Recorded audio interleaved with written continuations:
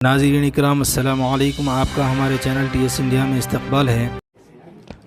मंजिल से आगे बढ़कर मंजिल तलाश कर, मिल जाए तुझको साहिल समंदर तलाश कर। ऐसा ही कुछ कारनामा किया है महाराष्ट्र की अदीबा अनम ने।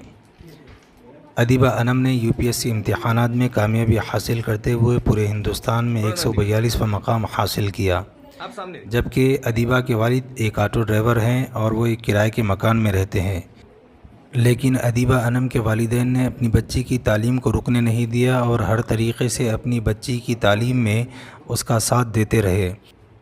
नतीजा ये रहा कि अदीबा ने भी अपने वालिदैन का सर फ़ख्र से बुलंद किया और पूरे हिंदुस्तान में 142वां रैंक हासिल करते हुए महाराष्ट्र में मुस्तक़बिल की IAS ऑफ़िसर बनने जा रही हैं। अदीबा बताती हैं कि उन्होंने एक दो बार नहीं बल्कि मुसलसल कोशिश और सब्र के साथ अपनी मंजिल हासिल करने के लिए दिन रात मेहनत करती रही हैं और आखिरकार उन्होंने कामयाबी हासिल की। अदीबा अनम अपनी जस्तजू और मेहनत को लेकर क्या कह रही हैं, मुलाहज़ा कीजिए। इशफाक अहमद है और मैंने इस साल UPSC में 142nd रैंक सिक्योर किया है। मेरी स्कूलिंग जो है वो यवतमाल महाराष्ट्र से ही हुई है। प्राइमरी मेरी जो है वो जफ़रनगर की ज़िला परिषद स्कूल से कंप्लीट हुई है। उसके बाद हाई स्कूल मैंने गवर्नमेंट कॉलेज से अपनी कंप्लीट की है। ग्रेजुएशन जो है वो मैंने पुणे के आज़म कैंपस से अपनी कंप्लीट की थी BSc मैथमेटिक्स में। 12th के बाद ही मैंने ये डिसाइड कर लिया था कि मुझे UPSC करनी है। इंस्पिरेशन इसकी मुझे अपने मामू के थ्रू मिली, जो सेवा NGO के सेक्रेटरी है। उन्होंने मुझे जो है वो इंट्रोड्यूस करवाया कि एक IAS ऑफिसर होता क्या है, उसके लिए आपको किस तरीके से प्रिपरेशन करनी है, ये सब चीज़ें। तो मैंने वहाँ से डिसाइड कर लिया था कि मुझे अब UPSC करनी है। तो फिर ग्रेजुएशन के फ़ौरन बाद ही जो है वो मैंने अपनी प्रिपरेशन स्टार्ट कर दी थी UPSC के लिए। पहले मैंने जो है वो अपना फ़र्स्ट अटैम्प्ट मुंबई से दिया था, हज हाउस से।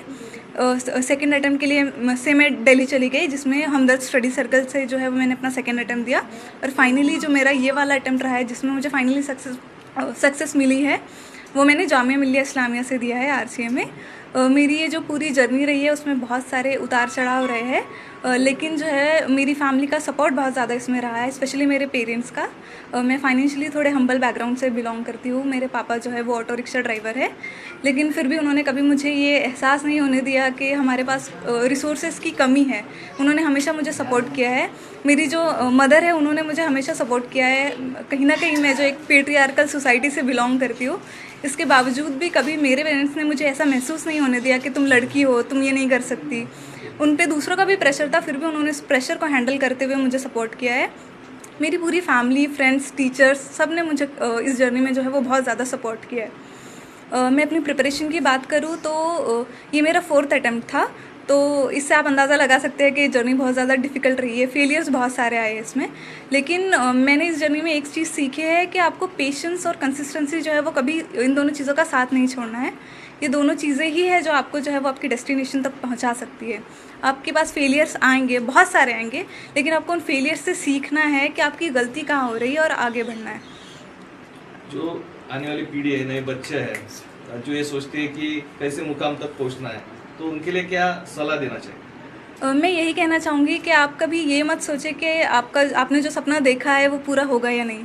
कभी कभार ऐसा होता है कि हमारे पास जो है वो बहुत सारे बैरियर्स होते हैं। कभी फाइनेंशियली जो है वो हम अच्छे स्ट्रॉन्ग बैकग्राउंड से बिलोंग नहीं करते, तो हम सोचते हैं हम कर नहीं पाएंगे, लेकिन कहीं ना कहीं से आपको सपोर्ट मिल ही जाता है। अगर मैं अपना एग्जाम्पल दूँ तो जो सेवा NGO है, उसके थ्रू जो है वो मुझे बहुत फाइनेंशियली सपोर्ट मिला है।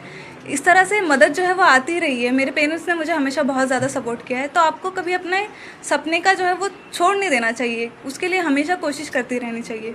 और फेलियर्स चाहे जितने भी आए, आपको कभी उनसे डरना नहीं है। उसको एक सबक की तरह लेना है कि इससे आप कुछ सीख रहे हो, कुछ इम्प्रूव करने की आपके पास एक अपॉर्चुनिटी है, जिसको आप जो है वो अपनी लाइफ में अप्लाई करके आगे बढ़ सकते हो। जिला परिषद के स्कूल है, उसमें भी उर्दू मीडियम है। ऐसी परिस्थिति में हमेशा लोग सोचते हैं कि बड़े स्कूल होना चाहिए, अंग्रेजी में पढ़ना चाहिए, तो क्या लगता है इसमें? ये मेरे हिसाब से ये बिल्कुल एक तरह का मिथ है। ऐसे कुछ नहीं होता है। अगर आप खुद हार्ड वर्किंग हो, अगर आप में उतना जज्बा है कि आपको अपनी लाइफ में कुछ करना है, तो आप कैसे भी हालात में जो है वो आगे बढ़ जाते हो। और स्कूल हमेशा से एक बहुत इंपॉर्टेंट पार्ट होता है आपकी लाइफ में कुछ सीखने के लिए। आप में खुद में वो जज्बा होना चाहिए कि आप उस अपॉर्चुनिटी को एक्सप्लॉइट कर पाए और उससे सीख पाए। अभी IAS तो आप बन गए हो, लेकिन क्या आगे करना चाहेंगे सोसाइटी के लिए? ये तो बस एक फर्स्ट स्टेप है, एक तरह से मीन्स है ये कुछ हासिल करने के लिए, कुछ पाने के लिए। तो ये एक तरह से मेरे लिए मीन्स है कि मैं सोसाइटी को सर्व कर सकूँ, सोसाइटी में जो अंडर प्रिविलेज्ड सेक्शन है उनके लिए कुछ कर सकूँ, स्पेशली गर्ल्स के लिए, क्योंकि मैं रिलेट कर सकती हूँ कि एक लड़की के लिए कितना मुश्किल होता है आगे बढ़ना और कुछ अचीव करना। तो मैं कोशिश करूँगी कि मैं एजुकेशन और हेल्थ केयर जो है उस पर ज़्यादा अपना फोकस करूँ और सोसाइटी के लिए कुछ कर पाऊँ।